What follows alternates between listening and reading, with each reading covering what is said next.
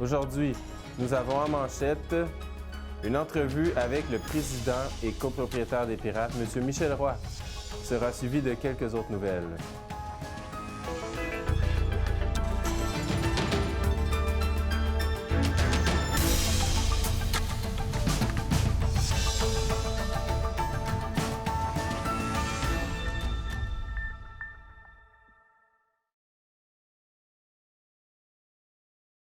Mesdames et messieurs, bonsoir. Bienvenue à ce bulletin de nouvelles d'Info Témis du 15 novembre 2022 et le premier d'une nouvelle série à TV Témis. Mon nom est Guillaume Internacière, coordonnateur à TV Témis, nouvellement arrivé depuis 2 semaines. J'ai le plaisir de découvrir une région magnifique, le Témiscamingue.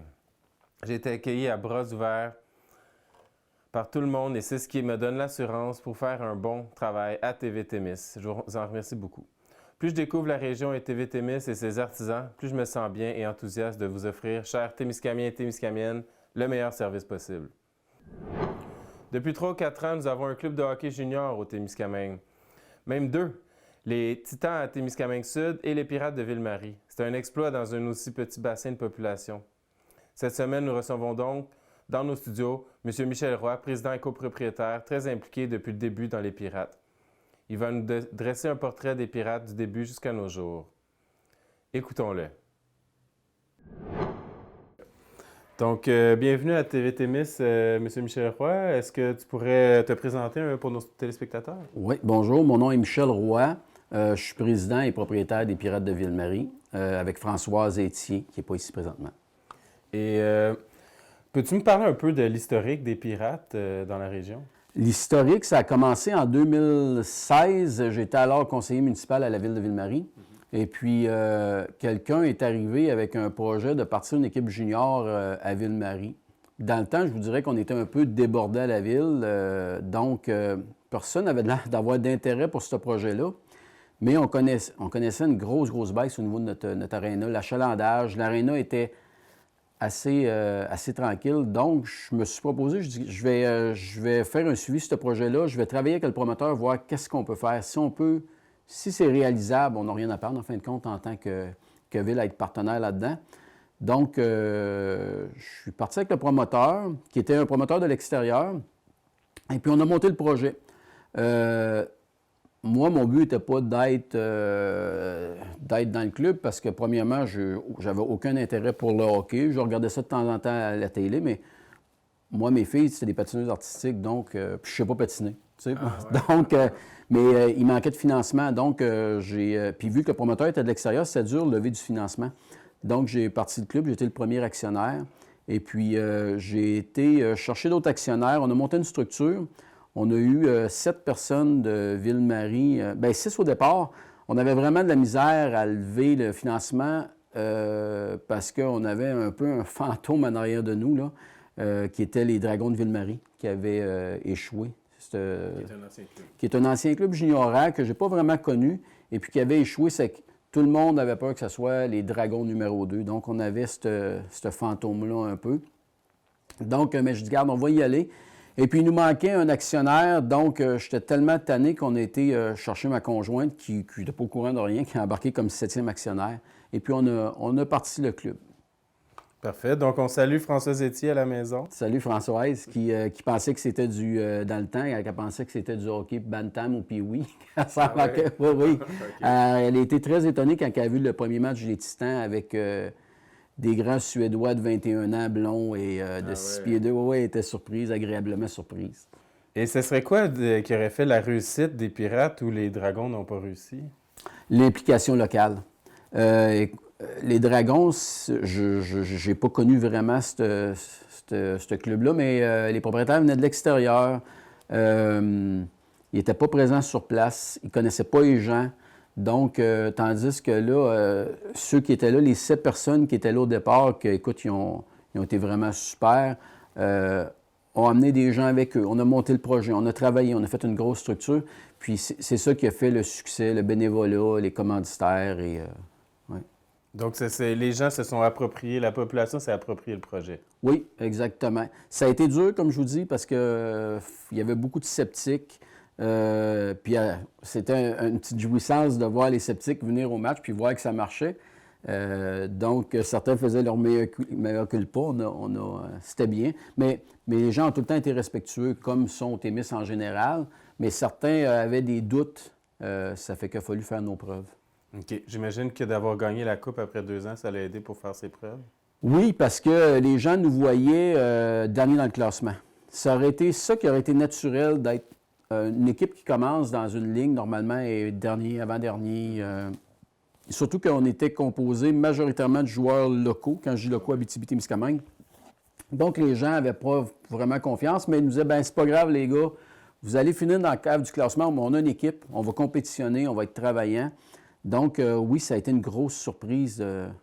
Une grosse surprise. Surtout qu'il n'y avait pas, dans le temps, beaucoup de Québécois dans cette ligue-là, qui est une ligue de l'Ontario. OK. Ah oui. Et pourquoi vous êtes inscrit dans cette ligue-là de l'Ontario? Comment ça fonctionne? C'est la ligue de Great Metro Hockey League, GMHL, c'est ça? Dans le temps, on a fait nos devoirs. On a analysé, on avait 2 choix de ligue, la GMHL et puis la NOGHL, qui est une ligue fédérée. OK. On a regardé le marché dans lequel on évoluait, qu'on évolue. Et puis, on a regardé les avantages et désavantages, le côté financier. Et la NO avait un avantage, c'est une ligue fédérée, mais on avait moins de joueurs de 21 ans. OK. Il n'y avait pas de joueurs de 21 ans, c'est-à-dire on était limité dans les joueurs de 20 ans. Et puis, il n'y avait pratiquement pas de joueurs, je pense qu'il y avait droit à 4 joueurs qui n'étaient pas canadiens. Okay, ouais. Nous, au départ, on croyait que, comme dans les autres équipes, on aurait beaucoup de joueurs européens. On devrait aller chercher des joueurs européens, ontariens et américains. Donc, puis les frais de ligue étaient beaucoup plus dispendieux. Okay. Donc, selon nos prévisions, on était mieux dans le GMHL. Ah, parfait. Et j'ai vu qu'il y avait des joueurs de d'autres endroits. Comment ça fonctionne pour les héberger, ces gens-là? Plusieurs sont en famille d'accueil, donc payent une pension et demeurent et travaillent et vivent au Témiscamingue. D'autres sont comme nos jeunes, vont au cégep, université. On a beaucoup de joueurs qui travaillent, tu sais, parce qu'on va jusqu'à 21 ans. Ouais. Donc, on a beaucoup de joueurs qui travaillent, qui sont en appartement ou chez leurs parents. Okay. Donc, mais les joueurs de l'extérieur restent tous en famille, en pension, dépendant de l'âge aussi, là. Mais c'est comme ça que ça fonctionne. Donc, j'imagine ça crée, ça aussi, ça contribue au sentiment d'appartenance que les joueurs vivent dans des familles. Les familles se sentent plus proches de l'équipe. Oui, puis les gens s'identifient rapidement. C'est quand arrive un jeune de 18, 19, 20 ans, identifié avec le logo, les gens posent des questions, jasent avec. Puis, tu sais, nos derniers travaillent chez Pneus GBM présentement. Donc, les gens les côtoient. On essaie de les impliquer aussi. C'est un petit peu plus difficile avec l'école, le travail, etc., mais... Puis là, avec la pandémie aussi, écoute, on ne pouvait pas s'impliquer tant que ça, mais on essaye de s'impliquer. Est-ce qu'il y a des joueurs que vous aimeriez parler, qui serait important de discuter pour le futur de la saison qui s'en vient? Bien, présentement, notre équipe est bien montée. Nous, une des forces qu'on a, c'est que nos joueurs suivent l'équipe. Il y en a qui ça fait 2, 3, 4 ans. Okay. À chaque année, notre taux de retour est extrêmement haut comparativement à d'autres équipes parce que c'est des gars de l'Abitibi, du Témiscamingue. Donc, écoute, eux, ils vont... Puis j'analysais ça. Il y a beaucoup de joueurs là-dedans qui ont déjà joué, que notre entraîneur, Marc-André, a déjà coaché dans le midget, donc il les suit depuis 4, 5, 6 ans. Ah, OK, donc il connaît bien. Il les connaît très bien, donc c'est un avantage qu'on a. Puis je vous dirais qu'à talent égal, on va toujours privilégier les petits gars de l'Abitibi-Témiscamingue. OK. Ouais. Et ce serait quoi? Moi, j'ai entendu parler qu'il y avait une rivalité avec les Titans de Témiscamingue. Ouais. Ça s'appelle la rivalité de la 101, c'est ça? Oui, c'est ça. Il y a eu la bataille de la 101, la guerre de la 101. C'est pas nous qui avons sorti ces noms-là, mais oui, il y a une très, très, très grosse rivalité entre les deux clubs. Sur la glace et même un petit peu hors glace, là, tu sais, là, je veux dire, c'est pas... l'amour fraternel, c'est pas entre nous deux présentement. Puis ça ne l'a jamais été. C'est une bonne compétition. Ça donne un bon spectacle. J'imagine que cette rivalité-là contribue aussi au nombre de spectateurs qui viennent au match. Bien, hier, on avait un match justement à Témiscamingue, et puis c'est le fun de voir les partisans des Titans, des Pirates se lever quand on compte un but. Puis de l'autre côté aussi, quand on est à domicile, de voir les Titans qui sont là, les partisans. Oui, c'est le fun, là, c'est bien. C'est bien. Oui. Et j'ai vu les Pirates sont premier numéro 1 dans la Ligue. Oui. Devant l'autre équipe, les Rattlers de Bradford. Oui, c'est ça. Et ce serait quoi les stratégies pour continuer dans cette lancée? Je vous dirais que nous, notre adversaire présentement, c'est vraiment les Rattlers. Mais les Rattlers, il y a je vous dirais qu'il y a une grosse compétition à chaque année entre les Titans les Rattlers et les Pirates. On a toujours ces trois équipes-là, ont toujours beaucoup de compétition. Tu sais, quand on parle de la guerre de 101, il y a aussi la guerre avec Bradford aussi, parce qu'il y a beaucoup de rivalités. C'est vraiment des équipes compétitives. Mais dans le Nord, on est chanceux dans la division, parce que nous, on évolue dans la division Nord. La qualité du spectacle est bonne. La division Nord est beaucoup plus forte, en tout cas depuis 4-5 ans, à comparer de la division Sud ou de la division Ouest. Okay. Donc, c'est la Coupe Russell, des dernières années, c'était des équipes de la division Nord. Vous êtes les premiers des plus forts. Je pourrais dire ça comme ça. Présentement, on n'a pas rencontré la division Sud, mais je pense que oui. Présentement, là, je ne veux pas qu'on se lance des fleurs, mais je pense que oui, la division Nord est tout le temps beaucoup plus forte. Le travail a payé. Bien, puis on le voit aussi quand on fait des échanges, on va chercher des jeunes de la division Sud. On voit la différence de calibre là, quand ils arrivent chez nous. Là, où eux-mêmes nous le disent, écoute, on a été chercher justement un jeune là, qui était avec les Bulls, et puis ils voient la différence de calibre entre la division Nord et la division Sud. Là. Okay. Il y a une différence. Est-ce qu'il y a d'autres défis qui ont été rencontrés pour arriver à ce moment-là dans l'histoire des Pirates? Il y avait des défis au début de la création, les gens ne croyaient pas tous. Est-ce qu'il y a d'autres défis qui ont été rencontrés, des défis peut-être pour trouver des subventions, des bénévoles, des employés? Oui, il y a eu énormément de défis. Le recrutement est un défi. D'emmener des jeunes à Ville-Marie est un défi. Tu sais, parce que nous, on se trouve être l'équipe la plus au nord. Donc, quand on va jouer, par exemple, à Bradford ou à Meaford, on est à 5-6 heures d'autobus. Notre défi majeur, c'est au niveau du transport des autobus. Okay. Parce que nous, les jeunes se promènent en autobus nolisé. Donc, sur notre budget, notre poste de dépense le plus important et de loin, c'est vraiment le transport. Ah oui, okay. Les transports, les hôtels. Comme là, on a le mois prochain, dans environ un mois, il faut aller jouer à Niagara Falls. Okay. Donc, 2 jours avec 25-30 personnes sur la route, à 7-8 heures de route, les hôtels, les repas. Puis ceux qui ont des jeunes adultes, des jeunes ados savent comment des jeunes mangent. Donc, on a à nourrir des jeunes qui jouent un match de hockey, donc ils mangent avant, puis après, puis pas pendant, mais pas loin. Donc, le transport sur la route, puis emmener ces jeunes-là avec tout le staff, c'est un bon défi. Bon, on a des super commanditaires. C'est la prochaine question, en fait. OK, excuse-moi, je t'ai devancé. Je te dirais que le club vit au Témiscamingue, à Ville-Marie, principalement à cause des commanditaires. Okay. Parce qu'on travaille fort pour avoir des super commanditaires. Cette année, notre commanditaire majeur est CFR, qui est là depuis 2 ans, mais cette année, c'est CFR. On a aussi des gens comme Phil de Maison Champoux, on a comme Desjardins qui sont là depuis des années. À part toutes les autres que je nommerai pas, mais écoute, tout le monde met l'épaule à la roue. Même le plus petit va essayer de nous donner un échange de services. Écoute, les gens sont extrêmement généreux. Puis comme tu me mentionnais tantôt, le bénévolat, écoute... nous, on n'a pas de permanence, hein? C'est toutes des bénévoles, ou soit certaines personnes à contrat, mais c'est toutes des bénévoles. Donc, puis ça prend beaucoup de monde qui gravite. Donc, s'il y a des gens qui sont intéressés à être bénévoles, juste les contacter. Contacter Françoise. Ouais. C'est quoi les tâches qu'ils font, les bénévoles, en fait? Écoute, on a des gens à l'entrée. Si j'essaie de me faire une image dans ma tête, on a des gens à l'entrée, on a la vente de billets, on a des gens au bar, on a des gens pour le tirage, on a des gens qui filment l'audio de tout ça. On a un technicien qui est Michel Sabourin qui nous donne un coup de main bénévolement. On a tout le coaching staff qui sont, ça part de Vicky Caron qui est Kiro, avec Jean-François qui est Kiro, tous les soigneurs. Écoute, il y a du monde un petit peu partout. Puis, tu sais, on a des gens, ça prend des gens qui s'occupent du lavage, du ménage de la chambre. C'est toute une équipe. S'occuper des repas sur la route, de la gestion des autobus, c'est beaucoup d'ouvrage. C'est qu'on a des super bénévoles. J'espère de ne pas nous oublier. Ah bon, bien, on les remercie. Oui, franchement. Là. Et pour les joueurs, comment ça fonctionne, le recrutement des joueurs? Est-ce que vous allez vers les joueurs pour les trouver, en fait? Oui, je vous dirais qu'on n'a pas de pause dans une année. En tout cas, Marc-André, notre entraîneur, Marc-André Caron, puis son équipe hockey, on n'a pas de pause du tout. Tu sais, il y en a qui disent « Ah, vous êtes bien, vous avez 2-3 mois de pause. Non, il n'y a pas. À partir du moment qu'on est éliminé, on est déjà sur les visionnements. Marc-André se déplace un peu partout. On fait du recrutement en Europe par visio. Il y a des camps qui existent, surtout avec le COVID, ça s'est développé. Donc, Marc-André suit des matchs, des genres de showcase en visio. On a des gens dans le bas du fleuve. On a des gens un peu partout qui sont là pour le recrutement qui nous spotent des joueurs. Puis on a beaucoup d'anciens joueurs qui jouent encore au hockey, que ce soit senior, tout ça, qui ils regardent les jeunes aller et tout ça. Donc, c'est une question de réseau de contact et puis de se déplacer. On a un camp, je pense, cette année, c'était dans le coin de Montréal, Saint-Jean-sur-Richelieu. Puis, donc, Marc-André, il n'arrête jamais. OK. Les joueurs de l'Abitibi, il les connaît par cœur.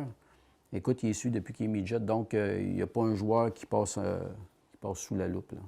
C'est quoi les opportunités pour ces joueurs-là après leur passage aux Pirates? C'est un choix qu'ils font. Il y en a qui vont aller jouer, comme je disais, senior. On en a qui vont en Europe. On a plusieurs qui ont été en Europe. On en a encore qui sont là-bas. Collégial. Les jeunes décident. Nous, les jeunes, sont déjà aux études. OK. Donc, souvent, puis, tu sais, rendu à 20-21 ans, à moins qu'ils fassent le choix d'aller en Europe, comme on a eu plusieurs qui ont fait, mais sinon, ils vont décider de se consacrer à leurs études puis de faire leur carrière, là. Parce qu'on ne se cachera pas que quand tu joues junior A à 20 ans, tu ne te rendras pas dans la Ligue nationale, là. Tu devrais déjà y être ou pas loin, là. Donc, les jeunes, souvent, mais ça dépend de leur choix. Mais il y a des portes ouvertes, là. Selon toi, c'est quoi l'importance de l'activité physique? C'est super important. On voit la différence entre les jeunes qui sont bien préparés, qui font du hors-glace. Tu le vois, surtout en début de saison, on le voit tout de suite. Puis on le voit parfois en troisième période, les jeunes qui sont moins entraînés, tout ça, c'est que oui, c'est extrêmement important. Puis le fait aussi de se rétablir des blessures quand tu es en forme, puis que tu gardes la forme, tout ça, l'alimentation, c'est prioritaire. Parfait. Et j'ai une autre question. Il y a un film qui a été tourné par un de nos employés, Sylvain Marcotte, Oui. sur dans le fond, votre victoire après 2 ans pour la coupe qui s'appelait la Coupe Russell. Oui. Et je me demandais, ça a été comment cette expérience-là? J'ai vu qu'il y avait eu des tournages aussi qui sont allés au cinéma, à la présentation. Nous, je vous dirais que de l'intérieur, moi, j'ai rien vu. Je vais t'expliquer pourquoi. On était tellement dans l'action. Sylvain était là avec sa caméra. Il y avait M. Champoux qui suivait. On avait, je me souviens plus qui était avec eux, le Francis Prudhomme dans le temps. Donc, nous, de l'intérieur, on n'a rien vu. On était focusés en série, tout ça. Sylvain filmait. Sylvain est venu avec nous dans Saint George, là, entre Toronto et Niagara Falls. Donc, on n'a rien vu. On était dans l'engouement. On sentait l'engouement, par exemple. Tu sais, quand le match était diffusé ou quand il est arrivé une petite avarie qui s'est plantée, écoute, on entendait parler, là, Mais donc, on n'a pas vu grand-chose. On l'a vu quand on a vu le film après. OK. Donc, mais nous, on l'a pas vécu de l'intérieur. On était trop débordés. Ça n'a pas trop dérangé le tour. Du tout, du tout, du tout. Puis, écoute, les jeunes sont habitués, ils connaissent, ils le côtoient, Sylvain, puis, tu sais, là, c'est que... Autant que les gars connaissent très bien les employés de l'aréna. Écoute, ils sont toujours là, donc, ils sont habitués, là. Est-ce qu'il y a une petite anecdote par rapport aux Pirates que le public aimerait connaître?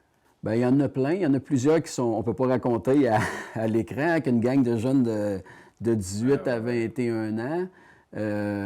Mais c'est extrêmement positif parce qu'on avait attendu beaucoup d'histoires d'horreur au début. OK. D'avoir 20-25 jeunes qui sont au Témiscamingue, puis écoute, qui sont, premièrement, c'est des petites vedettes. Et ces jeunes-là ont tous joué élite. C'est tout, donc, on s'attendait à avoir beaucoup de difficultés, beaucoup d'appels de nuit, de la police, etc. Puis, on n'a pas vécu ça beaucoup. C'est sûr qu'on reçoit beaucoup de messages. Moi, tu sais, je connais beaucoup de monde au Témiscamingue et en Abitibi. Je viens de l'Abitibi. Donc, oui, je reçois des messages. Bon, mais Michel, ça, c'est-tu ton joueur? Ouais, OK, qu'est-ce qu'il a fait? Bien, de moins en moins, parce que nos joueurs ont changé. Mais, tu sais, ouais, bien, OK, c'est mineur comme tous jeunes adultes, là, mais non, c'est positif. C'est positif. Puis c'est positif pour le Témiscamingue. Les jeunes sont vraiment respectueux et vraiment... C'est sûr qu'ils sont sensibilisés. Puis dans notre coaching staff... on a des Jean Martineau qui a travaillé toute sa vie dans une polyvalente. On a des Marc-André Caron, notre coach, qui est un professeur d'école. OK. Et Anthony, qui doit être éducateur spécialisé ou intervenant. Donc, on a des gens qui sont habitués de dealer avec des jeunes. Ils sont bien encadrés, les jeunes. Oh, ils sont très, très bien encadrés. Puis, c'est assez serré, là. Donc, ouais. Puis j'imagine aussi la fierté d'appartenir à une équipe gagnante, ça leur permet aussi de se concentrer sur leur sport. Oui, les jeunes sont, comme je vous disais, ils ont une belle maturité. Je trouve ça bien. C'est le fun. Je pense que c'est des beaux modèles. On est content. Ils travaillent aussi de sensibiliser les jeunes, de dire, hey, regarde, là, vous êtes pas des modèles, mais quand un jeune vient vous voir, vous êtes comme des vedettes. Donc, soyez respectueux, faites attention. Sur la glace et hors glace. Vous avez un mandat hors glace aussi, là. Ouais, ouais. Tu sais, là, écoute, soyez respectueux, là. C'est l'image de l'équipe. Oui, exactement. Est-ce que tu as un message pour ces joueurs-là pour la saison qui s'en vient? Bien, de continuer à travailler fort comme ça puis de s'impliquer parce que c'est extrêmement difficile de dire, hey, écoute, on part de. Parce que nous, les gens, comme je te disais, les jeunes travaillent, sont aux études, travaillent dans les mines, travaillent beaucoup en foresterie. C'est beaucoup de sacrifices pour eux, leur famille, de dire, hey, quand moi je pars de Rouen, d'Amos, de La Sarre, de Val-d'Or, puis je m'en vais jouer à 5 heures de Ville-Marie, c'est beaucoup de sacrifices. Mais le message que j'ai, moi, c'est de vraiment remercier les commanditaires, les bénévoles, puis les partisans qui sont là depuis le début, là. Comme je disais, personne n'est pratiquement rémunéré, tout le monde est bénévole là-dedans. Donc, puis nous, on est vraiment passionnés par le hockey. On fait ça pour le hockey. Ça, c'est la priorité avant tout. Donc, je veux juste remercier ces gens-là, franchement. Un message spécifique pour les commanditaires? Bien, écoute, une chance qu'ils sont derrière nous parce que, tu sais, beaucoup de restaurants ont planté avec le COVID. Nous, ça a été une année... on avait le choix de dire, OK, regarde, pour l'année passée, soit qu'on ferme les portes, on prend une année de pause, puis on fait rien, mais on se disait, c'est impossible de recommencer une équipe junior à zéro, bien, pratiquement à zéro, puis de recommencer, puis de remettre tout en place. On a fait le choix à la place de dire, on va jouer un petit peu en Abitibi-Témiscamingue, on va essayer de survivre. Ça a été une année financière désastreuse, comme beaucoup de gens, les restaurants, tout ça. Mais cette année, les commanditaires étaient là. C'est moi qui m'étais occupé des commandites cette année. Et puis, j'ai été vraiment étonné de voir que les commanditaires étaient derrière nous. Puis on avait peur aussi, on dit, on recommence. Est-ce que les gens, c'est difficile de s'identifier à des joueurs quand on a vécu une année qu'on n'avait pas le droit d'avoir plus que 250 personnes à domicile? Est-ce qu'ils vont s'identifier aux joueurs? Puis, écoute, les gens reviennent à l'aréna. Puis cette année, il y a beaucoup de jeunes. Okay. Beaucoup de jeunes. Je ne sais pas pourquoi. Je ne sais pas comment expliquer ce phénomène-là, mais on a beaucoup de jeunes qui viennent au match. Ben oui, c'est de la relève. Plus tard. Oui, c'est de la relève. Donc, on est vraiment content d'avoir les jeunes qui reviennent et les partisans qui sont toujours là.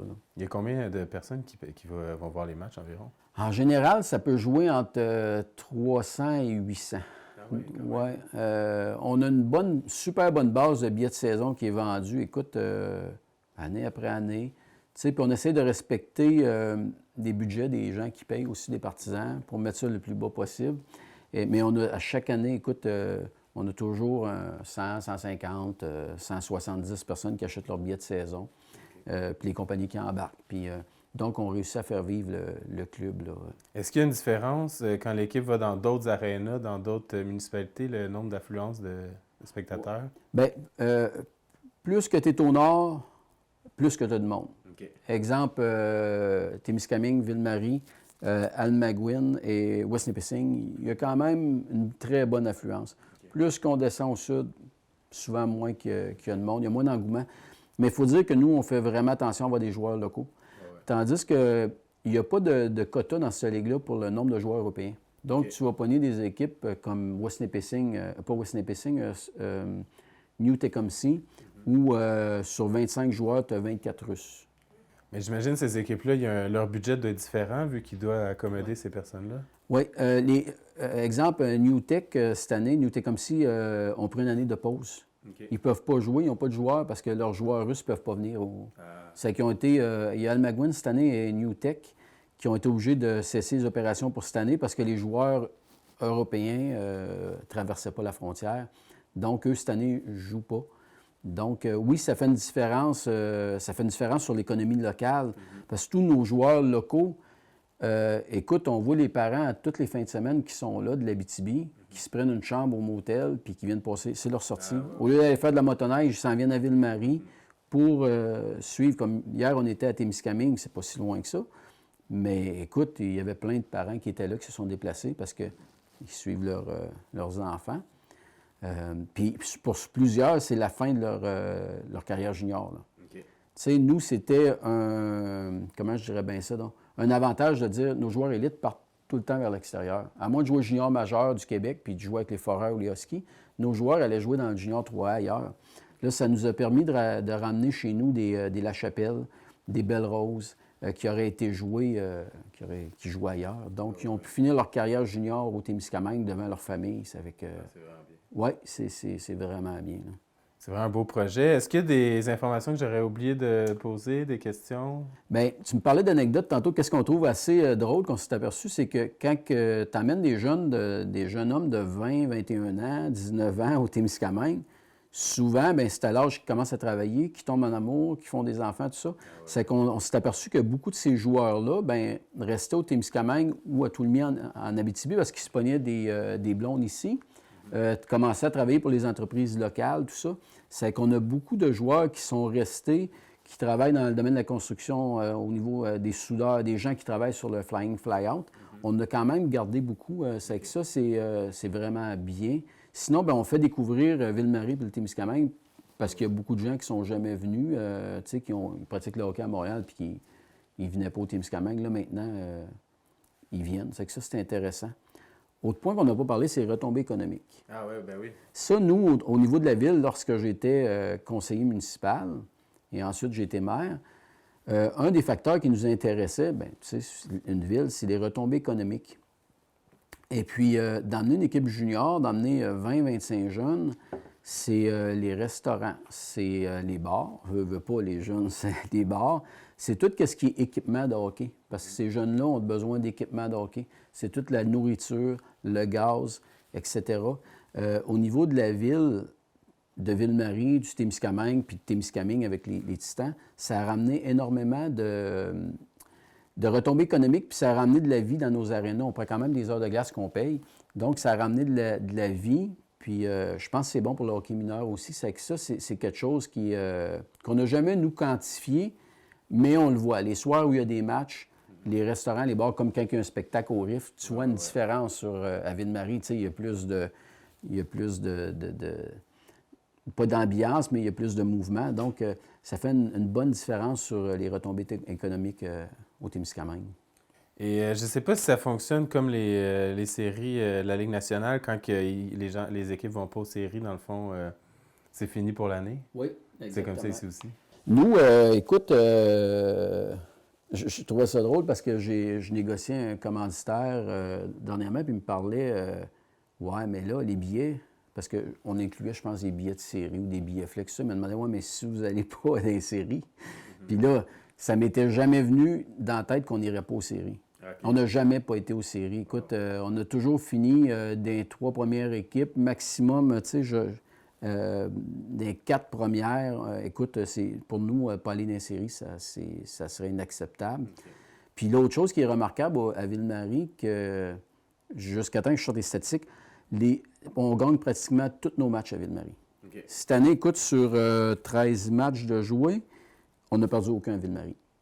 On perd rarement à domicile parce que un des désavantages qu'on avait qui s'est reviré en avantage pour nous, on a regardé notre aréna dans le temps et on disait « Ah, c'est une vieille aréna » avant qu'elle soit rénovée parce que ça, c'était avant que... Puis on disait « Ouais, mais tu sais, tu vas en Ontario, les gens sont tous sur le même bord, sur les estrades, il y a un passage. Nous, les gens, il n'y a quasiment pas d'estrade, ils sont collés sur la vitre. C'est intimidant de venir jouer à Ville-Marie. Okay. Parce que tu as le monde sur le bord de la bande qui cogne, tu as de l'ambiance, tu as... C'est que ça c'est comme en revirant en avantage. Puis les jeunes sur la glace aiment ça. Autant les équipes adverses qui trouvent intimidant, mais il y en a qui aiment ça venir jouer à Ville-Marie parce qu'ils disent « Hey, colique, on veut vous battre. » Puis tu sais, donc ça, on perd pas beaucoup à domicile. Okay. On perd plus sur la route. La route, c'est plus compliqué pour nous parce que souvent, il nous manque des joueurs. Mais la Coupe, vous l'avez gagnée sur la route. On l'a gagné sur la route. Écoute, en 4 matchs, ça a été une surprise. On s'attendait d'aller en 7 parce qu'on ne connaissait pas cette équipe-là. On n'avait jamais joué contre eux. Puis on a pogné une grosse équipe qui avait pratiquement pas perdu, puis une grosse équipe physique. Okay. On rencontre souvent des équipes... nous, le gabarit de nos joueurs est petit comparativement à certaines équipes de la Ligue. Okay. Je ne sais pas pourquoi. C'est une question génétique des Québécois, je ne sais pas. Mais comparativement à certaines équipes qui sont gros. Mais écoute, on est rapide. Donc, oui, on avait gagné en 4 sur la route. Mais c'est souvent plus difficile parce que tu as des gars, comme je te dis, qui travaillent ces runs. Donc, quand on passe sur la route pour 2 jours, Il nous manque souvent des joueurs parce qu'on favorise les études. Donc, tu sais, si le joueur a des tests, tout ça, il ne vient pas. Là, tu sais, donc, c'est que souvent, il nous manque beaucoup de joueurs sur la route. Donc, c'est plus difficile un peu. Là. Ouais. Et est-ce qu'il y a une partie qu'on aimerait parler des statistiques pour l'équipe? Bien, les statistiques, comme je te disais, on est vraiment fiers parce que quand on regarde ça, je viens de les sortir. Je ne suis pas un gars de statistiques, sauf à regarder nos compteurs qui vont très bien. Là. Mais je te dirais qu'on gagne, depuis le début, on a toujours gagné environ le 2/3 de nos matchs. Tu sais, si je regarde, j'ai été sur un site qui s'appelle Elite Prospect. Puis on a quand même toujours assez bien fait, c'est que je suis quand même satisfait. Nous, on travaille vraiment sur cette saison ici, puis souvent sur la saison prochaine. Okay. Parce que Marc-André travaille, comme il m'expliquait, sur 2 ans. Moi, j'apprends en côtoyant Marc-André parce que je ne suis pas un vrai gars de hockey. Puis il m'expliquait que lui, son plan, c'est toujours sur 2 ans. D'aller chercher des joueurs qui vont être là 2 puis 3 ans. Donc, on monte la relève. Puis on a vraiment quand même des bonnes stats, des bonnes statistiques. C'est intéressant. C'est encourageant pour la suite. C'est encourageant. Puis qu'est-ce qui est le fun aussi, on va chercher, là on est rendu qu'on a des frères, des joueurs qu'on a déjà eu. Comme cette année, on a les 2 Rivières qui jouent ensemble. Le plus vieux et son jeune frère. Tu sais, on a de la relève, les jeunes, ça fait quand même 5 ans, comme je te disais. Donc c'est le fun de voir qu'on va chercher des petits gars de l'Abitibi, puis que les autres... Avant ça, on était beaucoup un plan B, C, je te dirais. Parce que quand il y avait le gaillard au niveau du collégial, il y avait... Puis maintenant, on est quand même une équipe qui est honnête, transparente. Donc, les jeunes commencent à venir chez nous, puis voir qu'on est sérieux dans notre démarche, puis qu'on fait du hockey. On se concentre sur le hockey. Donc, c'est intéressant. Et le nom, les Pirates, est-ce qu'il y a un lien avec le lac Témiscamingue? Du tout. Écoute, on a fait un concours. Ça, c'est une autre anecdote. Quand on a parti le club, c'était moi qui étais là avec le promoteur, on cherchait de quoi. Au départ, les Pirates devaient s'appeler les Muskies, à cause des masquinongés que, écoute, il y a supposément dans le lac Témiscamingue, on a fait faire un logo, tout ça. Ensuite, on avait notre CA, tout ça, puis les gens n'aimaient pas le logo. Ils n'aimaient pas le logo, ils n'aimaient pas le nom qui était à consonance un peu anglophone. Moi, je trouvais ça super beau, mais regarde. Donc, on a fait un concours, puis les Pirates ont sorti. Moi, je n'aimais pas ça du tout. Mais là, on m'a expliqué qu'il y avait un historique. Il y avait un club qui s'appelait les Pirates de Ville-Marie dans les années 68, je pense, 70. On a retrouvé des archives là-dessus. Donc, on s'est dit, bien, regarde, on va, ça va faire un petit clin d'œil à l'histoire. Ça parle aux gens parce qu'on a encore des anciens pirates qui sont vivants puis qui sont là. Donc, on a adopté ce nom-là. Et puis, en fait, ensuite, on a fait un concours et puis pour faire le logo. C'est Guy Beauchamp qui avait gagné, Guy qui est décédé maintenant, mais qui avait gagné le logo là, qui existe actuellement. Donc, c'est un peu ça. C'est qu'on s'est enviré de bord, on a changé le logo, on a changé le nom, puis on s'est en allé avec ça. Vers la victoire. Vers la victoire, puis on espère que ça va continuer, mais on travaille fort pour que ça continue. Super. Et est-ce que l'équipe a un cri de ralliement ou une chanson ou quelque chose comme ça? Et ça change à chaque année. Écoute, c'est les joueurs qui décident, premièrement, dans la chambre. Puis je suis impressionné à chaque fois parce qu'à un moment donné, c'est une chanson de Paul Piché qui n'a pas rapport. D'autres fois, c'est Jay Scott. D'autres fois, c'est... Écoute, ça change constamment. On a même eu une chanson qui avait été composée, celle-là était bonne par Guillaume Gonzalez, puis des nouveaux arrivants, des Français, qui avaient composé une chanson sur les Pirates, comme au soccer, qui avaient fait un enregistrement, puis je pense qu'il a fait jouer de temps en temps durant les matchs. Ouais, on avait un noyau, puis on l'a encore, mais moins un petit peu, de Français qui suivent nos matchs. Okay. Donc, c'était intéressant. Bien, puis notre assistant coach, Nicolas Antonov, est un Français. Okay. Donc, il y avait toute cette gang-là, au début, qui se prenait comme dans un match de soccer. Ouais. On trouvait ça intéressant, cette dynamique-là qui emmenait. Puis dans le temps, on avait aussi 3 ou 4 joueurs français. Donc, c'était intéressant.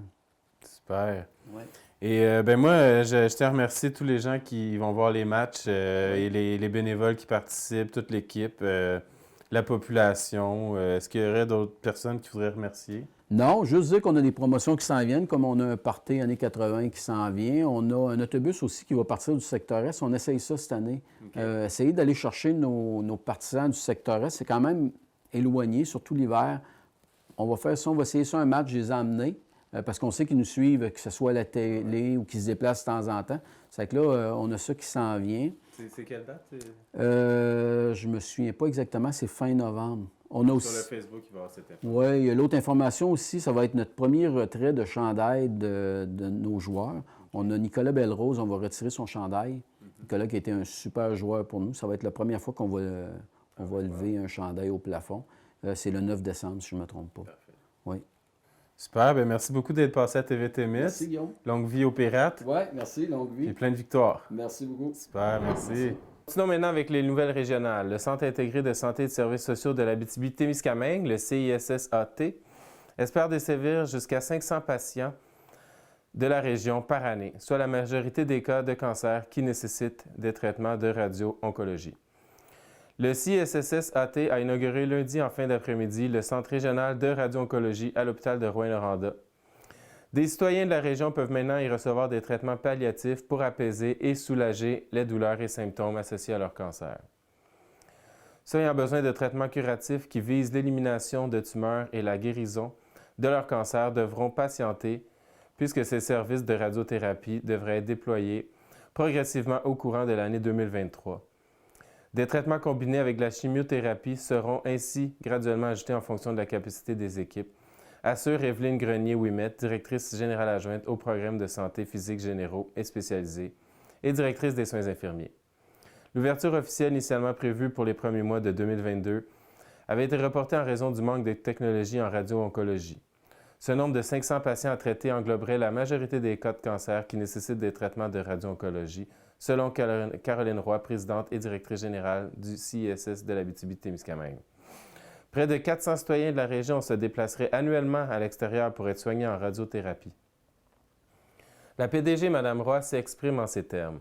« Notre équipe est neuve et s'approprie l'équipement, mais elle est aussi incomplète. Nous sommes encore en recrutement de technologies spécialisées en radio-oncologie. Nous devons commencer progressivement, sachant que ce sont souvent les gens qui suivent des traitements palliatifs qui choisissent de ne pas aller à l'extérieur. C'est à eux que nous avons pensé en premier. » La PDG rappelle que 40 des Témiscabitibiens qui ont un diagnostic de cancer reçoivent un traitement de radiothérapie. Ce nombre atteint 51 à l'échelle du Québec. Elle espère que l'ouverture du centre régional permettra de réduire graduellement cet écart. Passons à une autre nouvelle. Le gouvernement agit pour aider les Québécois à faire face à un taux d'inflation plus élevé que prévu en leur versant un nouveau montant ponctuel pouvant atteindre 600 $. L'aide sera versée d'ici la fin de l'année 2022 à près de 6,5 millions de contribuables. Cette mesure représente une aide totalisant plus de 3,5 milliards de dollars. Pour 2022-2023, ce nouveau montant ponctuel non imposable sera modulé selon les revenus de l'année 2021 et Revenu Québec le versera automatiquement par dépôt direct ou par chèque à ceux qui auront transmis leur déclaration de revenus de 2021. Les contribuables à domicile n'ont donc aucune démarche à faire pour l'obtenir. Plus précisément, près de 4,6 millions de particuliers dont le revenu individuel ne dépasse pas 50 000 $ profiteront du montant maximal, soit 600 $. Le montant de 600 $ diminuera graduellement pour les revenus supérieurs à 50 000 $, pour s'établir à 400 $ à partir d'un revenu de 54 000 $. Plus de 1,5 million de particuliers dont le revenu se situe entre 50 000 $ et 100 000 $ auront droit à un montant de 400 $. Le montant de 400 $ diminuera graduellement après 100 000 $ pour s'établir à 0 $ à un revenu de 104 000 $ ou plus. Les contribuables qui n'ont pas encore produit leur déclaration de revenus pour 2021 auront jusqu'à 30 juin 2023 pour le faire et ainsi profiter de cette nouvelle mesure. Ils pourront également avoir droit au premier montant ponctuel de 500 $ annoncé en mars dernier. De plus, Revenu Québec versera l'aide avant la fin de l'année aux prestataires de l'aide financière de dernier recours qui n'ont pas produit de déclaration de revenus en 2021. Enfin, soulignons qu'aucune compensation fiscale ne sera faite, ce qui permettra aux personnes ayant une dette gouvernementale de profiter de la totalité de leur montant. On continue maintenant avec la municipalité de Moffett. La municipalité de Moffett amorce le démantèlement du pont Grassy Narrow. Suite aux incendies de 1983 et 2015 et suite à la dégradation générale de son état, Moffett octroie un mandat à Construction BSL de Saint-Augustin de Desmaures pour récupérer, d'ici le 31 janvier 2023, l'ensemble des sections du pont Grassy Narrow, qui pose actuellement un danger à la navigation. Le retrait des piliers est prévu dans une seconde phase du projet. D'un point de vue monétaire, c'est le plus important projet de l'histoire de la municipalité, même si ça fait mal au cœur de voir disparaître ces vestiges historiques datant du temps de la colonisation. Les enjeux de sécurité liés au site et à la navigation s'avèrent de plus en plus importants et nous devons agir rapidement pour régler la problématique. Idéalement avant la prochaine crue printanière. Ce montant de 1,6 million a été octroyé aux plus bas soumissionnaires conformes sur un total de 3 soumissions reçues. Le budget total de cette première phase de démantèlement, incluant la préparation des plans et devis, la réfection des chemins d'accès et la surveillance des chantiers, s'élève à un peu plus de 1,8 million de dollars. La totalité de ces sommes est versée par le ministère des Transports du Québec dans le cadre d'une convention d'aide financière intervenue avec la municipalité plus tôt cet automne. Moffett est une petite municipalité dynamique du secteur Est avec une population d'un peu plus de 200 habitants. Ce pont a été construit en 1939-1940 par le ministère de la Colonisation. Il est un véritable chef-d'œuvre architectural fait de bois carré. Le pont devait relier le Témiscamingue à Rouyn-Noranda via Bellecombe. C'est avec beaucoup d'émotion que la professeure retraitée, Mme Carole Lafrenière, s'est vue décerner le 4 novembre dernier la médaille d'honneur de l'Université du Québec en Abitibi-Témiscamingue, l'UQAT, et on la félicite. Afin de souligner l'apport inestimable de Mme Lafrenière dans la recherche agricole en Abitibi-Témiscamingue et dans le nord-est de l'Ontario, la remise a eu lieu lors du 26e vin et fromage de la Fondation de l'UQAT, qui a lieu cette année à Lorrainville, au Témiscamingue. Reconnue pour sa vision avant-gardiste du développement de l'agriculture sur différents territoires, ainsi que pour sa capacité à établir des collaborations contribuant à l'édification d'un milieu agricole dynamique, Carole Lafrenière a connu un cheminement de carrière varié dans le domaine agricole, au travers duquel elle a participé à de nombreux projets d'envergure. Notamment à titre de directrice de l'unité de recherche et de développement en agroalimentaire en Abitibi-Témiscamingue. Ces projets lui ont permis de développer un large réseau de collaboration provinciale, interprovinciale et internationale. Le recteur de l'UQAT, M. Vincent Rousson, a ainsi prononcé un vibrant hommage permettant aux convives de se remémorer de nombreuses réalisations ainsi que de saisir l'impact marquant et la contribution de cette femme d'exception. C'est un immense honneur pour l'UQAT d'offrir l'une des plus grandes distinctions universitaires, soit une médaille d'honneur à Carole Lafrenière, véritable pionnière de la recherche agricole au Témiscamingue dans le nord-est de l'Ontario et en Abitibi-Témiscamingue. Elle s'est imposée comme une figure marquante du développement agricole régional. Dévouée, rigoureuse et grande mobilisatrice, elle ne compte pas ses heures d'implication. La bonne gouvernance de l'organisation, le rayonnement de l'UQAT et la poursuite des activités de l'unité de recherche et de développement en agroalimentaire en Abitibi-Témiscamingue lui tiennent à cœur et cela transparaît dans chacun de ses gestes. C'est pour cette raison que le conseil d'administration de l'UQAT a choisi de souligner l'ensemble de sa carrière par la remise de cette médaille, explique le recteur de l'UQAT. Félicitations. Mesdames et messieurs, merci d'avoir suivi Info-Témis et au plaisir de vous retrouver la semaine prochaine. C'était Guillaume Internautia et je vous souhaite bonne soirée.